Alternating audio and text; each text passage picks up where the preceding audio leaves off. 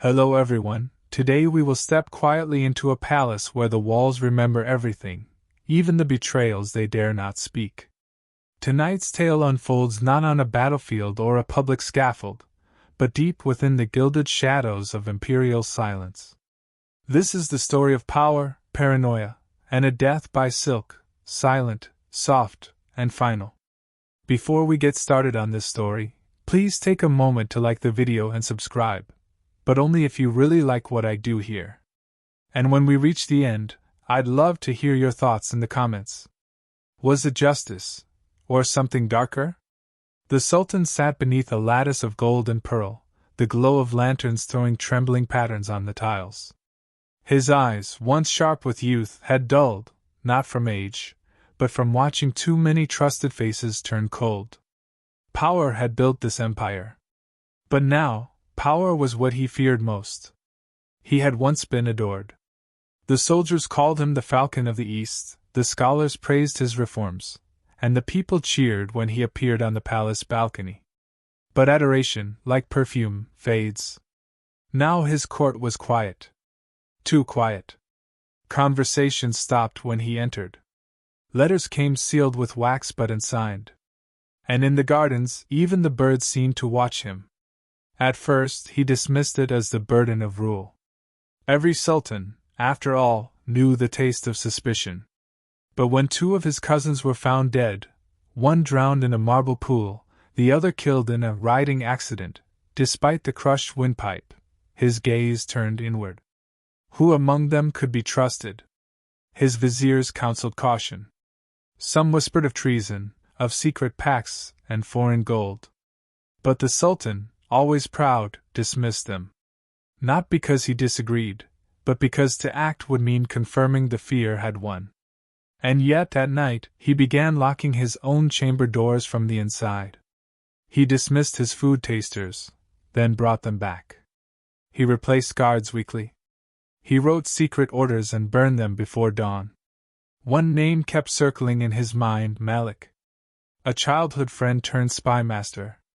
Loyal, or too quiet? The Sultan once drank wine with Malik beneath starlit arches, talking of conquests and poetry. Now Malik barely looked him in the eye. And that, more than anything, unnerved him.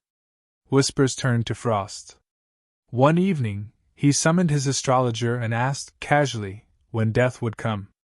The old man's silence was long and heavy. "It will arrive not with thunder," he finally said, "but with softness. The kind that leaves no mark." The next morning, the Sultan removed him from court. By now, he spoke to almost no one. His meals were delivered silently. He no longer visited the grand court or sat among his scholars. He walked only at night, shadowed by lanterns and silence. In his absence, the ministers met more frequently. Their voices were careful, but confident. Malik, meanwhile, began writing reports again, long, detailed, and always ending with the same phrase: "His Majesty grows unwell." One late afternoon, the Sultan watched from a balcony as a new consignment of silk arrived from the east. It shimmered in the sun, light as breath, softer than wind. One bolt, he noticed, was jet black. Strange, he thought. Black was rarely ordered. That night, he dreamed of his father's tomb. Of a single strand of silk, slowly tightening around a marble neck. He awoke drenched in sweat. And for the first time in months, he sent for Malik. When his old friend entered, the Sultan studied him long. Malik bowed low, his face unreadable. "You served me since youth," the Sultan said. "Will you serve me now?" "I always have," Malik replied. And in that pause, between truth and performance, something ancient and bitter settled into the air. The Sultan gave a slow nod. And Malik turned without a word, disappearing down the long hallway of polished stone, his footsteps silent as falling ash. That evening, the Sultan dined alone. The food tasted of memory: saffron rice, lamb with almonds, a chilled rose drink he hadn't had in years. He ate slowly, savoring each bite. When the servants came to clear the plates, he asked them to leave the lamps burning. And then, for the first time in a long while, he opened the windows.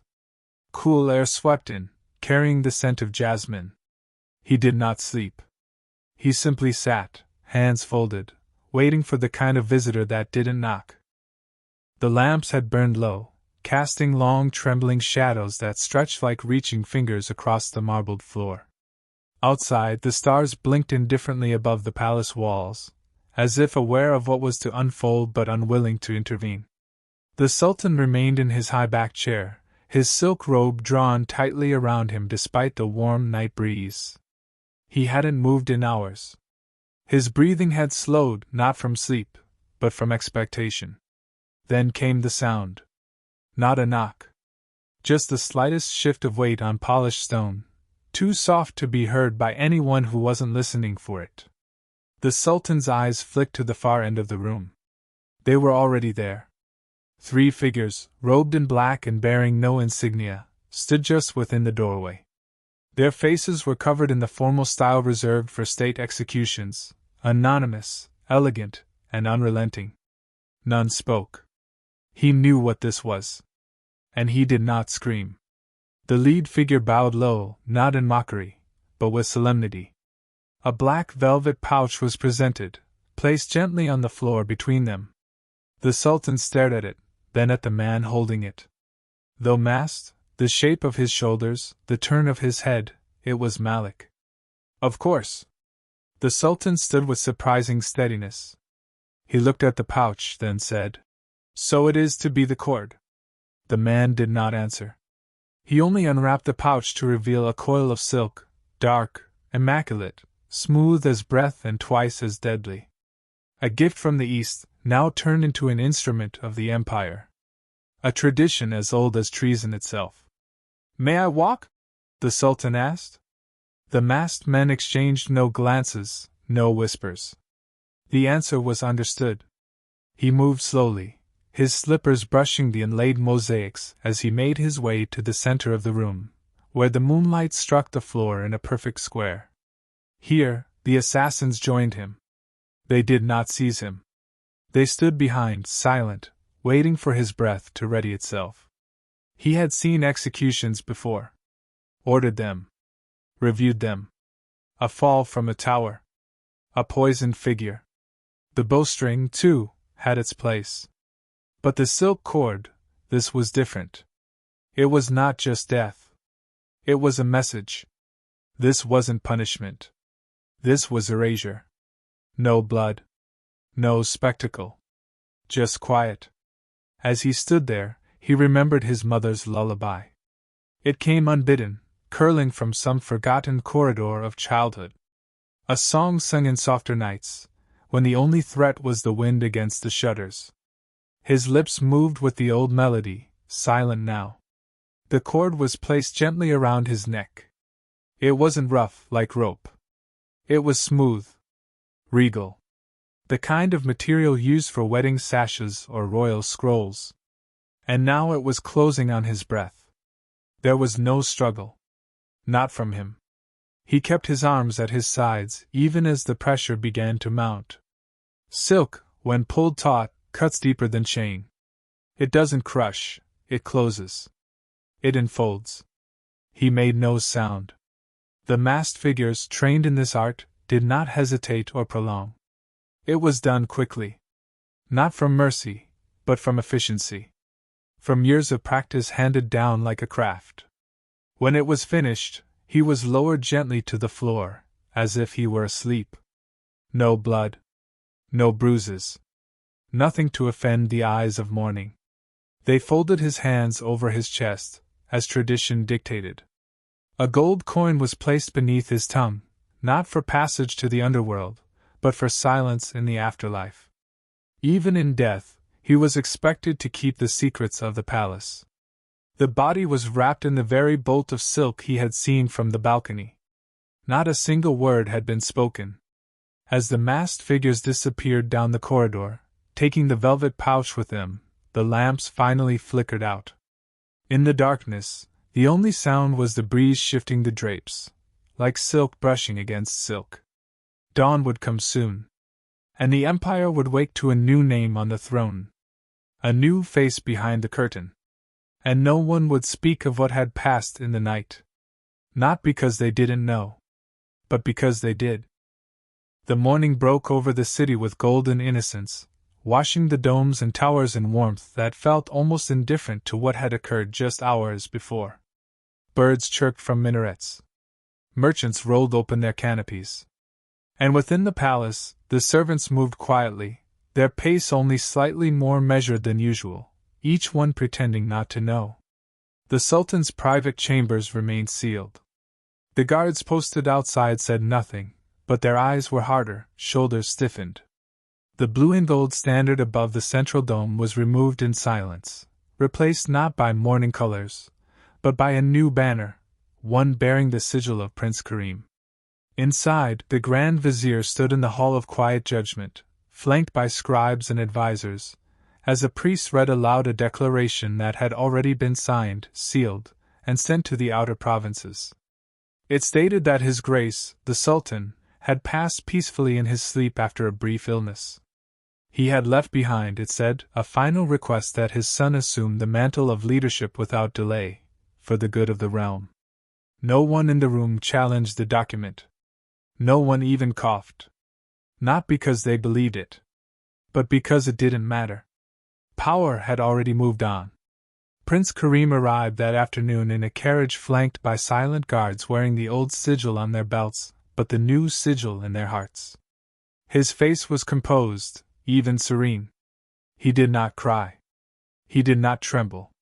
He merely walked the halls as though they were his birthright, which, by blood, they were. By action, even more so. He entered the Sultan's chambers without hesitation. The room had been cleaned.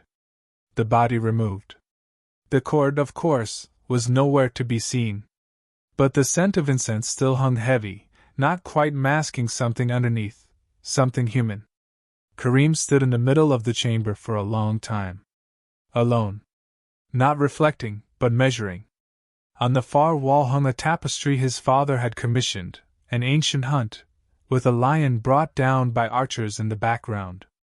Karim studied it, then whispered, "He always preferred lions to men." Behind him, the Grand Vizier entered with deliberate steps. "The people are already gathering in the courtyard. They await your first words." Karim turned. "Have they accepted it?" "They will. A quiet death makes a quiet succession."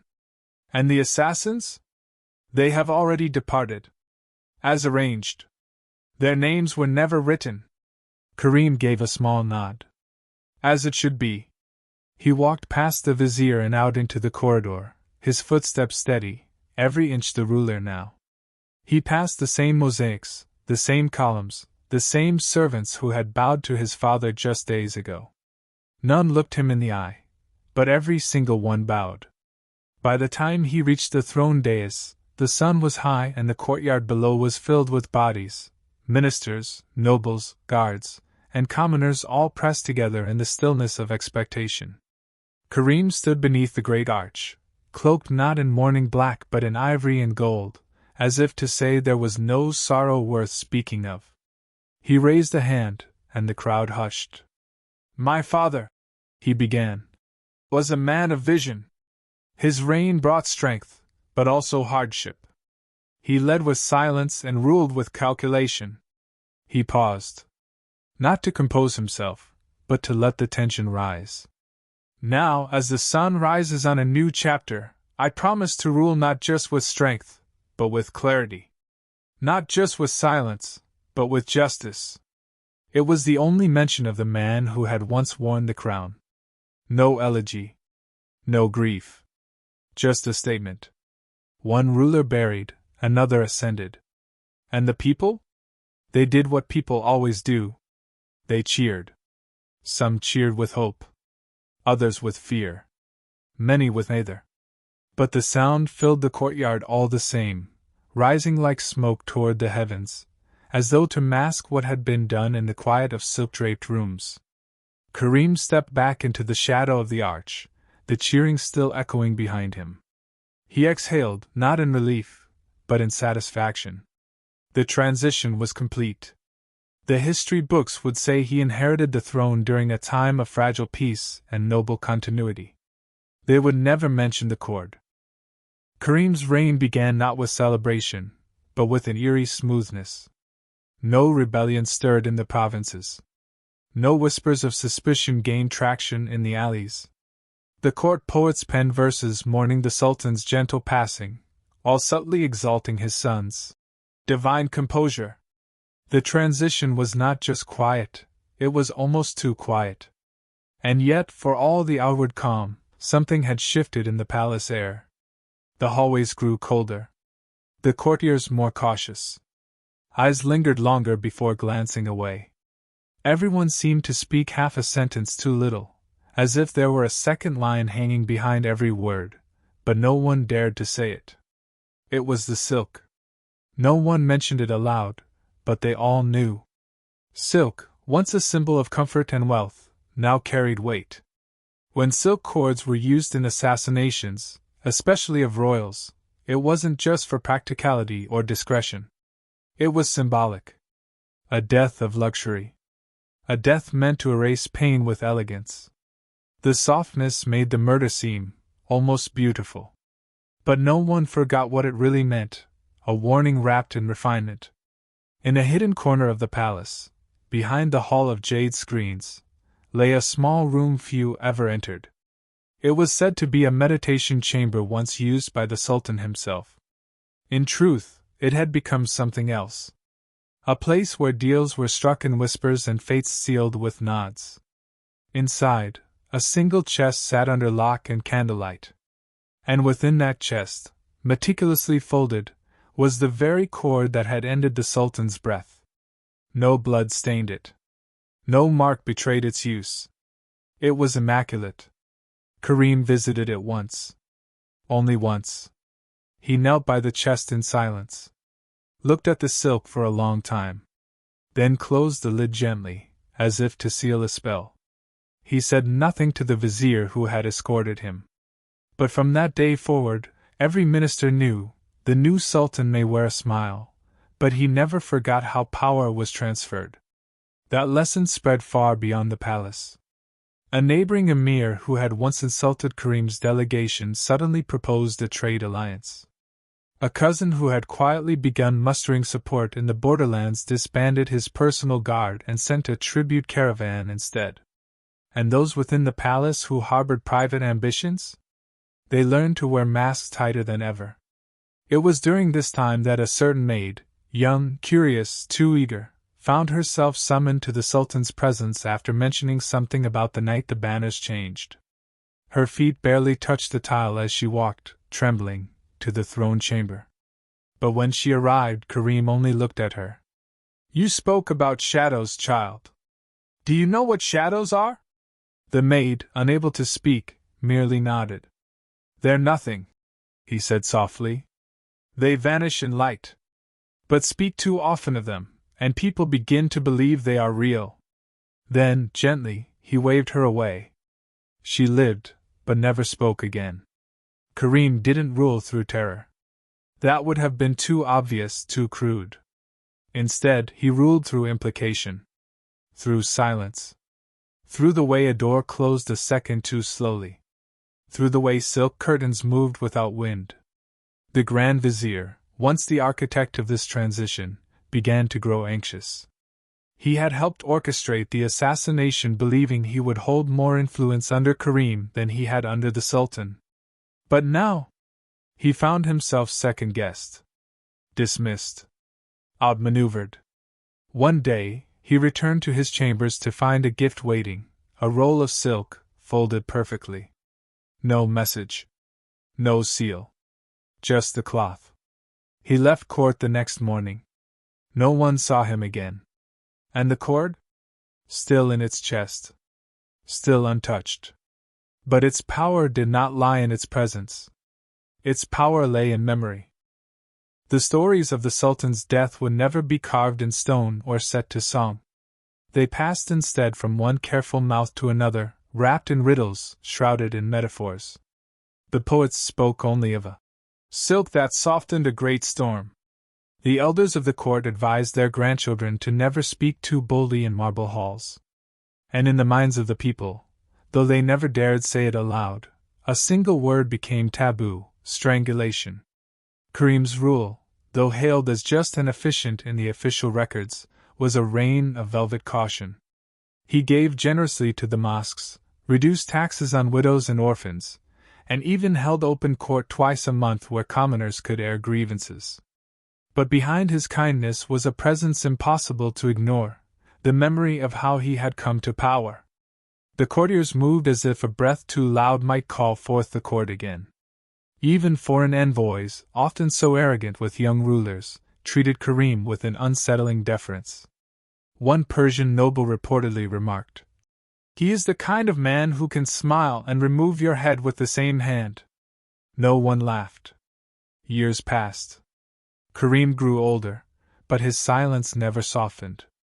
His own children were raised by eunuchs and scribes, never alone with their father after the age of 5. He said little to them beyond formal instruction, as if the bond of blood was not enough to guarantee safety or survival.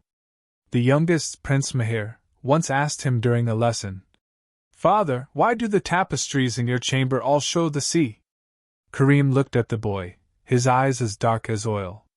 "Because the sea swallows what speaks too loud." Mahir never asked again. One stormy evening, as thunder rolled low over the capital and the lamps flickered in their sconces, a whisper began circulating among the guards: the Sultan was dying. No illness had been seen, no healer summoned. But somehow, everyone knew. By morning, the whisper was truth. Karim had died in his sleep. No signs of pain. No last words. His bed undisturbed, his expression calm. Just stillness. The physicians could find no cause. Some claimed it was peace at last. Others whispered that the cord had come for him, not by hand, but by memory. That the very tool which had granted him power had also unraveled his soul over time, quiet as it was.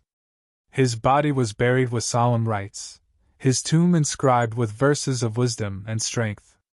But one servant, an old man who had once carried water for the previous sultan, refused to attend. "They bury a shadow," he muttered. The real man disappeared the night silk replaced justice. When the chest that held the cord was opened by the new vizier, appointed by Karim's eldest son, it was empty. Gone. Vanished. Not a thread remained. Some said it had disintegrated with Karim's final breath. Others swore it was taken, perhaps by a silent figure cloaked in midnight blue who had been seen leaving the palace just before dawn. But most believed something more terrifying: that the silk had moved on, waiting for another palace, another ruler, another whisper to follow.